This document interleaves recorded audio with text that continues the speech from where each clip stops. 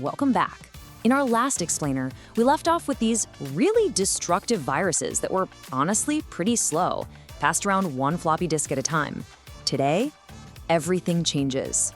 We're diving into the exact moment they went online and learned to speak an entirely new language, the language of the internet, which turned a digital annoyance into a full-blown global pandemic. So, we've already seen how logic bombs, like the Jerusalem virus, could make malware genuinely destructive. But what happens when that destructive power isn't chained to a physical disk anymore? What happens when it can move at the speed of an email? Well, the entire landscape of digital threats was about to be completely redrawn. All right, so here's our roadmap. We're going to trace this digital contagion through 4 absolutely critical phases. We'll start with how this new attack vector was even born. Then we'll witness the first major email outbreak, followed by a true global pandemic. And finally, we'll see what happened when these attacks turned their attention to the internet's core infrastructure itself.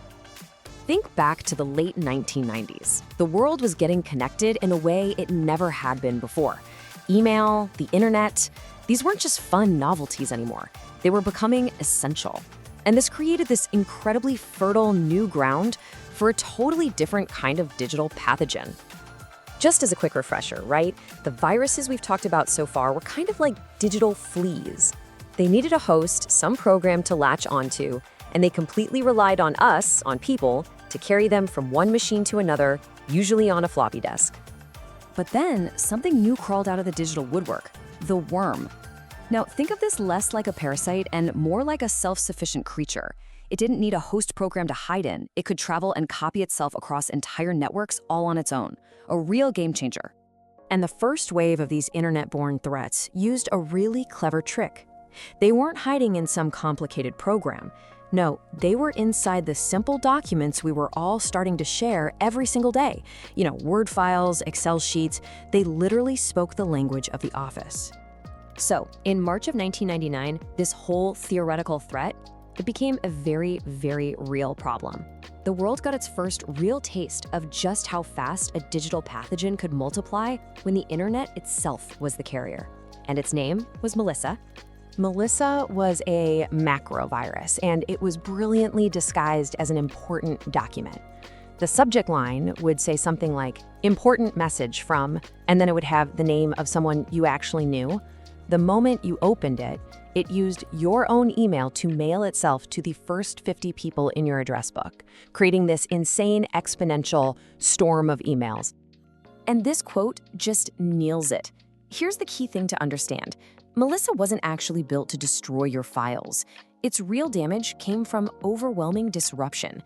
It was the first major proof of concept that email could be weaponized, turning a simple communication tool into a vector for mass infection.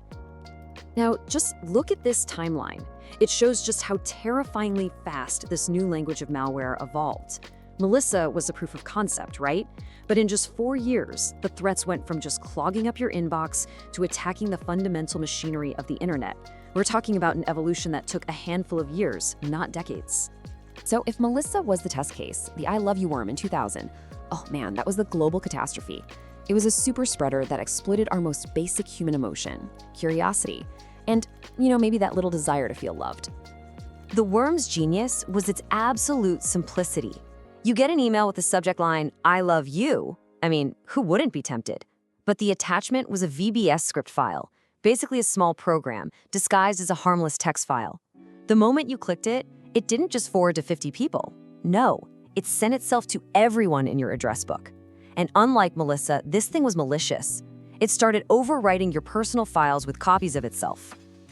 And that's the thing. The crucial point here is that this wasn't just about a technical vulnerability in some email program. It was a direct exploit of human trust. It preyed on our curiosity, our desire to feel connected, and it turned our own social networks against us. And the cost?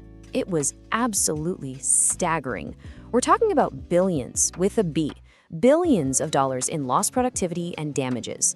This was the first time a piece of malware caused a truly global economic event, shutting down huge corporations, even government agencies. This table just lays out the evolution so clearly. In just 1 year, the threat completely mutated. It went from a virus to a worm, from limited to mass propagation, and from simple disruption to active, malicious data destruction. And maybe most importantly, the target shifted from just being a piece of software to being the actual person sitting at the keyboard. So, the world had learned a really painful lesson about human psychology. But the thing is, malware creators, they were learning too.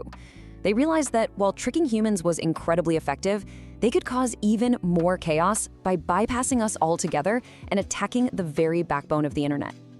Take the SQL slammer worm.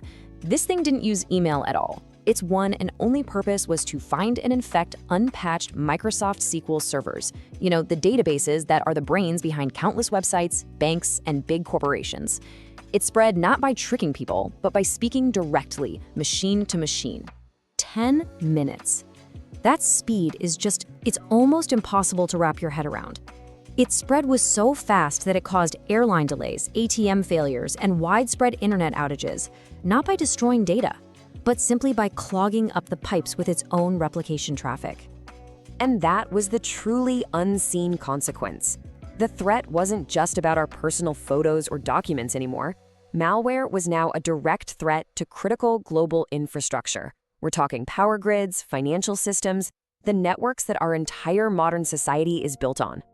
So we've seen malware evolve from exploiting code to exploiting human nature, and then to exploiting our core infrastructure. The language just keeps changing, keeps getting more complex. But what happens when that language starts writing itself? In our final part, we're going to look to the future where malware might be written not by humans at all, but by artificial intelligence.